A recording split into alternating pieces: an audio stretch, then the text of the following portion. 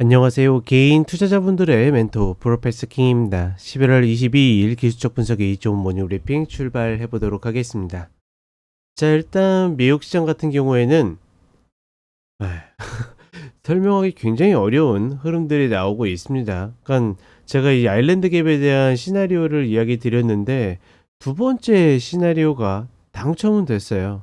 당첨은 됐고 어제 장 초반 1시간 동안의 흐름까지만 보면 완벽하게 하락을 장악하는 같이 먼저 오늘은 좀 차트를 볼게요. 네, 이게 나스닥 선물 3분봉인데 장 출발하자마자부터 얻어맞으면서 내려왔고 이 흐름이 지금 보시면 종가상에 꼬리를 달았지만 이렇게 파란색으로 완벽하게 하락 장악형, 특히나 갭을 메웠다라는 것은 여기에 다시 오지 않아도 된다는 뜻이거든요. 그렇다라 그러면 이 흐름이 완벽하게 쌍봉과 함께 다이아몬드 패턴을 만들면서 하방으로 터지면서 이거는 거의 확률상으로 따지면 90% 이상, 90% 이상이면 기술적 분석에서 어마무시한 확률이거든요.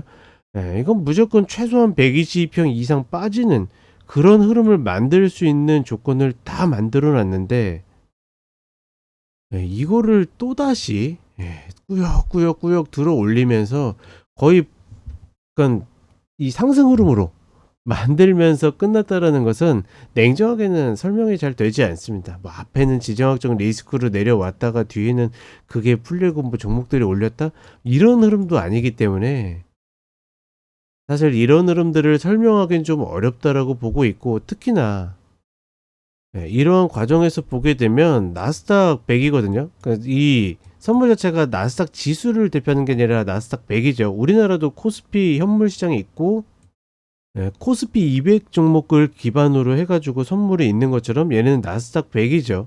어찌됐거나 중요한 거는 위에 이제 엔비디아부터 해서 엔비디아도 0.4% 오르긴 했지만 사실 이 시가총액 종목들이 다 빠졌기 때문에 이 아래 종목들이 다 올랐다 하더라도 보시게 되면 얘네들이 차지하는 비중이 얘네들을 다 합친 것과 맞먹기 때문에 사실 이렇게까지도 오를 기회가 별로 없었는데 이렇게 움직였다라는 것은 굉장히 언밸런스한 상황이자 여러모로 좀 수상한 면들이 있다.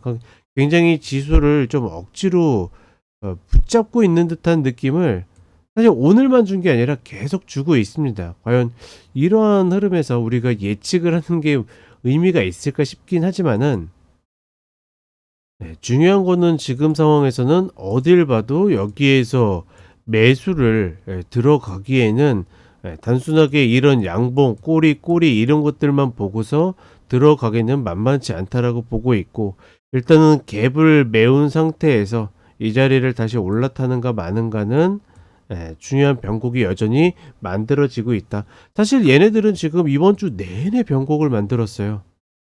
그런데 여기에서 결판이 나지 않고 있다. 그리고 또 하나 재밌는 거는 이게 엔비디아 3분봉 흐름인데 어제 실적 발표를 하고 나서 어마무시하게 부침들이 있습니다. 장전에도 부침이 있었고 장 출발하고 나서도 부침이 있는데 어찌되었거나 중요한 거는 너무나 당연하게도 서프라이즈를 만들어냈죠.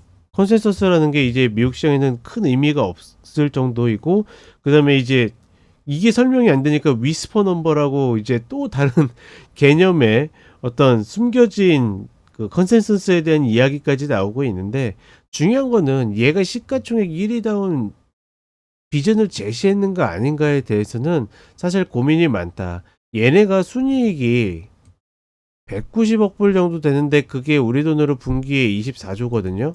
그러면 이제 그냥 아주 단순하게 지금 1년이면 100조인데 그러면 예를 들어서 삼성전자가 지금 그쵸?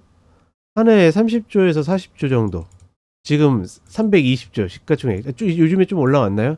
좀 올라왔을 것 같은데 어찌됐건 이런 흐름인데 얘네가 100조에 지금 시가총액이 4천조가 넘습니다. 얘네 더블 갈 건데? 라고 해도, 그쵸? 우리가 흔히 알고 있는 PER로 따지게 되면 20배가 넘어요. 그런 것들을 생각해 보면 말 그대로 이 어마무시한 비전을 보여주지 않는 이상은 여기서 크게 가기는 어렵다라고 봅니다. 따라서 이제 이 시장이 올라가려고 그러면, 그러니까 나스닥이 움직이려고 그러면 결국은 오늘 흐름처럼 시가총액, 그러니까 초대형주들이 멈칫거릴 때 밑에 종목들이 줄줄이 쫓아와야 되는데 그러한 모습들을 조금 보여준 면이 없잖아 있지만, 어찌되었거나 그런 것들을 봤다 하더라도 우리가 상방으로 강력하게 생각하기에는 좀 어려운 구간이 아닐까. 일단은 전체적으로 미국 시장은 예, 어제 굉장히 큰 위기에서 탈출은 했지만 그렇다라고 해서 좋아 보이진 않는다. 뭐 이렇게 좀 정리를 해 보도록 하겠고,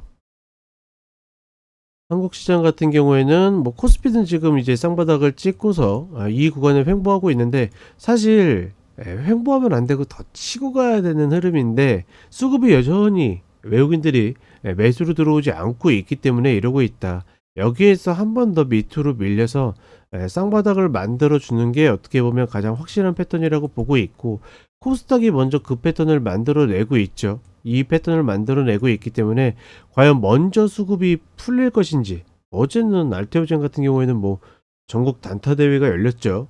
결국은 해피엔딩으로 끝나긴 했는데 어찌되었거나 이 흐름이 결국은 쌍바닥을 만들면서 아마 원래는 바이오제약과 2차전지가 수급을 맞잡고 있을 거라고 생각했는데 이제는 전혀 그렇게 생각하지는 않습니다. 같이 지수를 살려낼 것인지 말 것인지가 아마 결정되지 않을까. 코스피와 코스닥은 서로 좀 다른 어떤 템포로 움직이지 않을까 이렇게 보고 있습니다. 따라서 너무 지수적 관점을 고민하기보다는, 물론 이제 지수 ETF 레버리지를 잡으시려는 분들은 코스닥, 코스피 같은 경우에 눌림을 기다리겠지만, 그렇지 않고 코스닥을 잡는다라든지 코스닥 종목을 잡는다라든지 코스피 종목을 잡는다라든지 이런 경우에는 일단은 지수보다는 종목 중심으로 생각하시는 것이 조금 더 낫지 않을까, 이렇게 판단을 해 보도록 하겠습니다.